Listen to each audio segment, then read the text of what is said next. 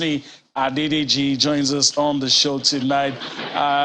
Greetings to you. Thanks for finding out time to be with us on the show. Let's go straight into all of this. You've had our conversation. Coaches have been appointed. But first, let's start from the basics. What does it take for a coach to succeed in Africa? I know you're raised abroad, but you're Nigerian. And so you know the rudiments. What does it really take to succeed? Is it the ingenuity of the coach? Is it the system, the enabling environment? Is it a mix of both? What does it really take to have success as a coach? Yeah, first of all, to have the success as a coach, first of all, you have to prepare to work yourself, to engage yourself, and to do a refresh course. In the environment you are, when you don't have the opportunity to always do the refresh course, it always brings you back because football is going forward. And the moment you are in one position, you are still staying in that position. So what we can do, what I think is going to make an African coach to be able to succeed as in coaching. First of all, like I said, refresh course. Secondly, try to engage yourself with the club because most of all the coaches, they know practical, they know the theory, but it's difficult for the practical because practical is what you needed more than theory as a coach. So in the environment you have, when you have less facility that can make you to have different the diverse training section, it will be very, very difficult for you to succeed as a coach because you will be doing only the basic, but there's something that is more than the basic that you have to do that you don't have the opportunity to do that when you have a less facility in your surrounding. That is very, very important. So as I said before, it's very, very important to engage yourself with the team because the more you engage yourself with the team, it helps you to improve your knowledge, how to read the game, how to change tactic. But when you're just coaching club without playing match or you just stay at home because you have the license, is going to affect you as a coach in Africa. All right. We're about to go on a break, but let me throw this in quickly. And just to let you know that I also have my colleague, Austin Okonakman, also will be asking you a few questions. But this quickly, you've seen the composition of coaches for the national teams. What's your opinion? Is it too packed or the numbers really doesn't have much effect? Yeah, for me, I will be honest in this question. For coaching job, I don't think you need like 4 or 5 coaches in one team. At least when you have the chief coach, then assistant, then you have the condition trainer, then you have the goalkeeper trainer is enough. Not push 1, push 2, push 3. It's going to affect the team because everybody wants to bring what they know in the training. In the field of play, and there will not be enough room for them to be able to bring it. So bringing too much of coach together in a team is going to affect the team. Okay. All right.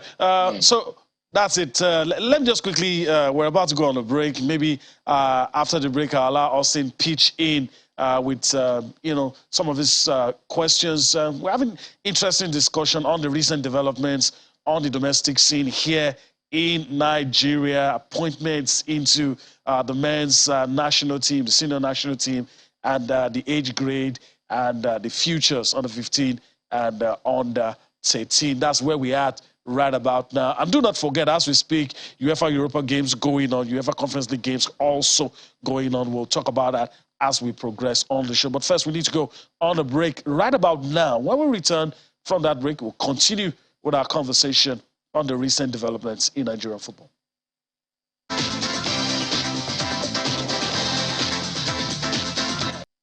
All right, welcome back. Of course, we're still on the matter. We're talking about recent developments in Nigerian football, appointments of coaches. All right, Austin, I mean, we could go on and on talking about recent decisions made, whether it's too cumbersome, the list is too many, probably that we are recycling coaches. The discussion will go on and on and on, but the decisions have been made. I know, and for the NFF, they are doing all they can to, redeem their image. They're doing all they can to be termed proactive because, these are all begging questions coming from football followers in the country. But let's go back to Coach Adeyemi, who is joining us from Zurich in Switzerland. Coach, I see the NFF, making appointments for the senior men's national team, the CHAN Eagles, the under 21, the under 15, the under 17, and even the under 13. Now, as a coach, for us to have proper development, which of these levels do you consider the most important that we should give attention to? Football starts from grassroots. Once the grassroots is not well built, it will affect the. Once we want to employ a trainer in the grassroots, we have to bring a trainer that has the capability to be able to train the boys in the basic and to let them understand what is tactical aspect of it, and the coach himself must be built to the extent that he knows what is going to implement in the boys. But when you bring a coach that affects the whole team, because that's how we cannot have a transition from the youth team to the senior team. So let's close with these words, because you are right there you're in Europe, where most of the things done with football are standard and international. What advice can you give to the Nigeria Football Federation and these newly appointed coaches to carry out their jobs effectively? First of all, we start from the coaches. It's very, very important not always to live with the past glory.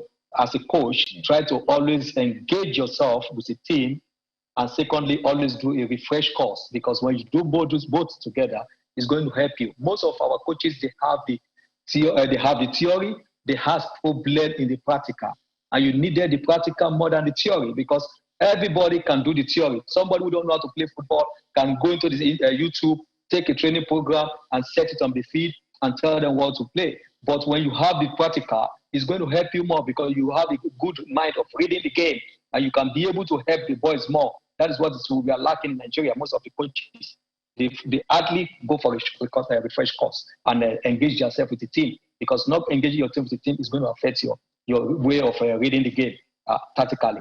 With the our NFF, my advice to them, I think they are doing a great job. I know it's not an easy task for them to take a decision who they want to take, who they don't want to take, because there's a lot of coaches. But I want to say this to them. I know they will be going to hear this, what I'm going to say tonight. We have a lot of coaches. What makes me happy right now when I saw the list of the coach is Finidi George. Because Finidi George is somebody who has his UEFA license in Europe. Now he's coaching the Yimba. So when I saw the name that they include him, it's a plus. That's what I wanted to say. Because I would love our coach, our NFA, to please look into Nigerians who are doing great in the foreign land. Because we that are here, like for example, like me, I have coached under 17, 23, under 16, 14 years experience as UEFA license as coach. So we have a lot of them here in Europe. When you want to coach junior team, under 20, under 23, under 17, at least look into our direction. We can come back home to be able to help the grassroots, to help them in one way or the other. They needed us, because we do the course every 6 months. We do refresher course every 6 months. Right now, I just came out from the field of play. We have a match today.